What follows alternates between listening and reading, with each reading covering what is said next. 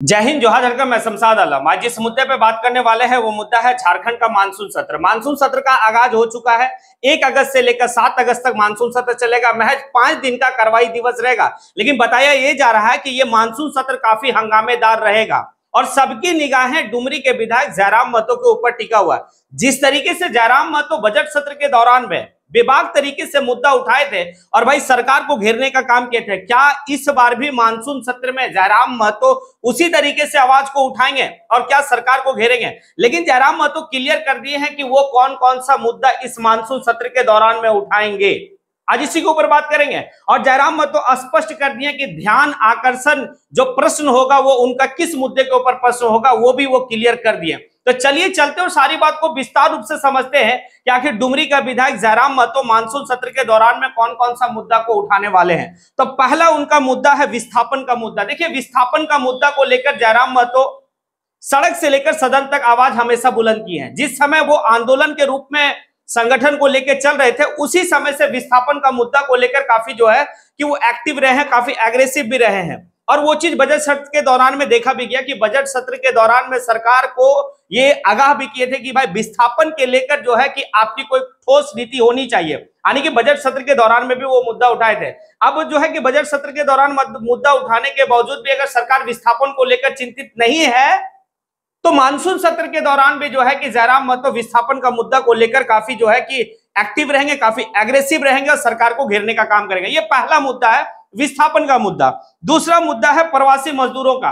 देखिए, प्रवासी मजदूरों का मुद्दा वो उठाएंगे और बेबाक तरीके से उठाएंगे और किस वक्त में, तो ध्यान आकर्षण के वक्त जो है उस समय वो प्रश्न को लेकर जाएंगे और सरकार को घेरने का काम करेंगे। क्योंकि प्रवासी मजदूर का दुख और दर्द जो है कि भाई इस सरकार को सोचना पड़ेगा। प्रवासी आयोग आने की मतलब गठन करना होगा कि जिस तरीके से प्रवासी मजदूर बाहर में काम करते हैं, होनी अनहोनी कुछ भी होता है तो सरकार इसके ऊपर कितनी मुस्तैद से कार्य करती है, यह भी एक बहुत बड़ा सवाल है। अगर प्रवासी आयोग का गठन हो जाता है तो भाई प्रवासी मजदूरों के लिए बहुत कुछ हो सकता है, जो उनको सुविधा चाहिए वो सुविधा मिल सकता है। क्योंकि जयराम महतो जो है कि अभी मानसून सत्र प्रारंभ होने से महज 2 दिन पहले ही जो है प्रवासियों के बीच में वो गए थे हैदराबाद और वहां पर उनका दुख और दर्द को वो देख कर आए और वो कमिटमेंट किए थे कि जब मानसून सत्र प्रारंभ होगा झारखंड में तो हमारा बेबाक तरीके से जो है कि प्रवासी मजदूरों के लिए सवाल पूछेंगे और रहेगा भी। और वो ये स्पष्ट कह दिए कि ध्यान आकर्षण का वक्त जो होगा वो प्रवासी मजदूरों के लिए उनका प्रश्न होगा। सरकार को प्रवासी मजदूर को लेकर चिंतित होनी चाहिए और भाई सोचना भी चाहिए। अब अगला जो है कि वो स्थानीय नीति, नियोजन नीति, ये काफी गंभीर मुद्दा है। देखिए, जयराम महतो का उदय यही सब मुद्दा से हुआ भी है। स्थानीय नीति, नियोजन नीति, 1932 खतियान आधारित नियोजन नीति, ये सब मुद्दा को लेकर अब देखिए बजट सत्र के दौरान में भी जो है जयराम महतो स्थानीय नीति 1932 को लेकर, नियोजन नीति, इस पे जो है कि काफी ज्यादा सवाल सरकार से किया भी था। इस बार भी जो है कि वो स्पष्ट कहे हैं कि जब तक 1932 नियोजन नीति, स्थानीय नीति नहीं लागू होता है तब तक जो है कि हम हमेशा सरकार से सवाल करेंगे और सरकार को जो है कि इसके ऊपर सोचना भी चाहिए कि आखिर हमारा नियोजन नीति क्या होगा, हमारा स्थानीय नीति क्या होगा, 1932 का क्या होगा।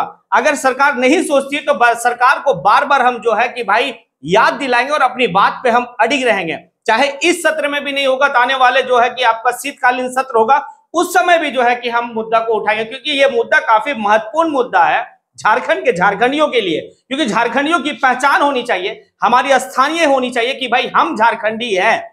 अगर ये नहीं सरकार कर पा रही है तो सरकार के ऊपर जो है कि भाई एक सवालिया निशान खड़ा होता है। और जयराम महतो जो है कि मानसून सत्र के दौरान में इस मुद्दा को काफी जो है कि बेबाक तरीके से वो उठाने वाले हैं। अगला मुद्दा जो है कि समय पर बहाली नहीं होता है झारखंड में, ये काफी बड़ा मुद्दा है झारखंड का और युवाओं के लिए। जो युवा पढ़ लिख कर नौकरी चाहते हैं, भाई सरकार की जो वैकेंसी होती है, सरकार जो वैकेंसी निकालता, बहाली निकालता, समय अनुसार नहीं होता है।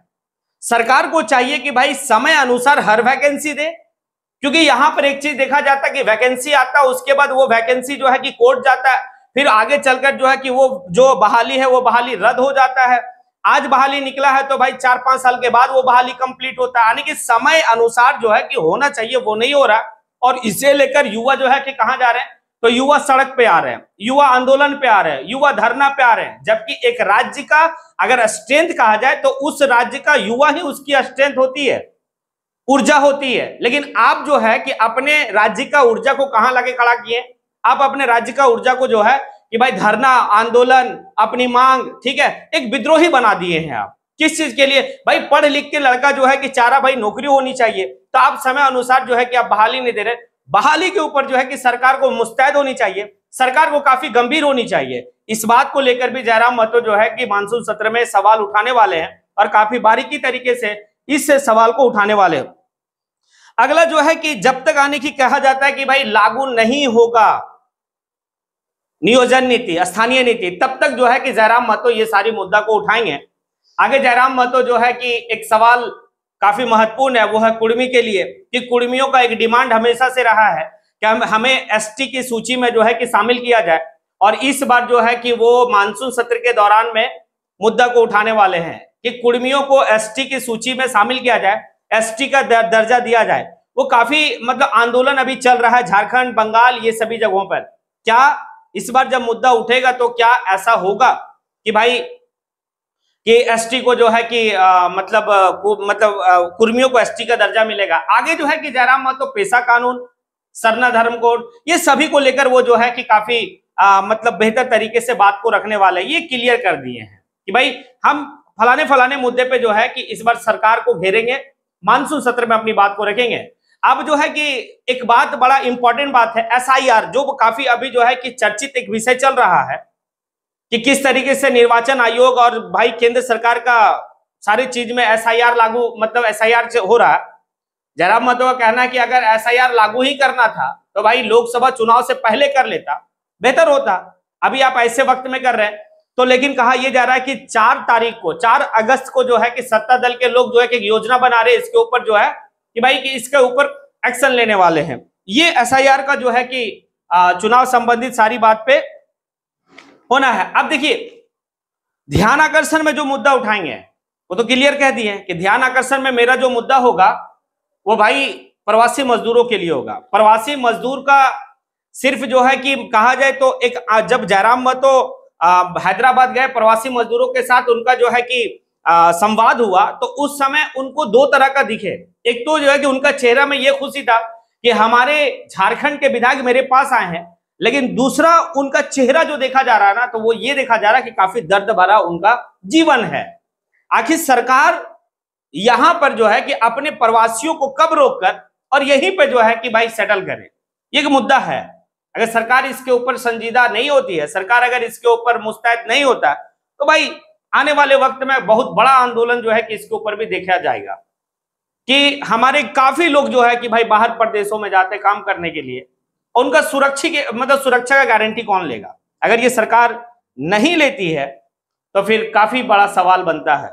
ये सभी मुद्दों पर जो है कि मानसून सत्र के दौरान में जयराम महतो रखने वाले हैं बात को, क्योंकि मानसून सत्र बहुत कम अवधि के लिए है, महज 5 दिन के लिए। उसमें से एक दिन जो है मानसून सत्र का पहला दिन, यानी कि 1 अगस्त, आज का दिन, वो ऐसे ही हो जाता है क्योंकि बजट सत्र से और जो है कि मानसून सत्र के दरमियान में जो समय अवधि है, इस समय अवधि में अपने झारखंड से बहुत ऐसे जो है कि नेता या फिर संगीतकार या फिर अभिनेता भाई दुनिया छोड़ के चले गए।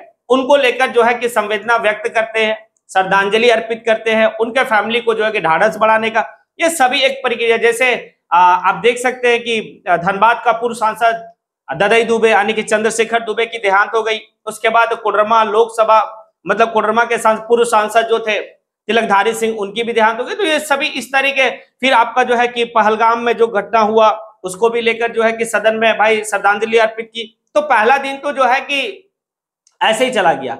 अब हमारे पास महज 4 दिन जो है कि मानसून सत्र का समय बचा है, जो कार्रवाई दिवस होगा, और ये इस कार्रवाई दिवस में जो है कि अपना मुद्दा को रखेंगे। लेकिन जयराम महतो का एक हमेशा शिकायत रहा है कि काफी कम वक्त मिलता है, और काफी कम वक्त जो है कि भाई एक रूल रेगुलेशन है कि जिसके पास जितना विधायक है उसको उतना ही टाइमिंग दिया जाएगा। जयराम महतो को 4 मिनट 5 मिनट हार्डली मिलता है, उसी में उनको जो है कि सारा बात रखना है। बहुत कुछ तो नहीं रख पाएंगे, लेकिन जो भी बात को रखेंगे काफी बेहतर तरीके से रखने वाले हैं। ये बात वो खुद ही कहे थे। अब आप लोगों से सवाल है, क्या जिन मुद्दा को जयराम महतो मानसून सत्र के दौरान में उठाने वाले हैं, क्या इसके ऊपर सरकार जो है कि संज्ञान लेगी? क्या सरकार इसके ऊपर जो है कि एक्शन में आएगी, या फिर जो है कि ऐसी हवा हवाई में रहेगा? अगर आप लोग को लगता है कि संज्ञान लेगी सरकार, क्योंकि मजबूत तरीके से जयराम महतो जो है कि बात को रखते हैं, तो फिर आप कमेंट बॉक्स में आके कमेंट जरूर करें। इसी के साथ मैं अपनी बात को यहीं पे समेटता हूं। जय हिंद।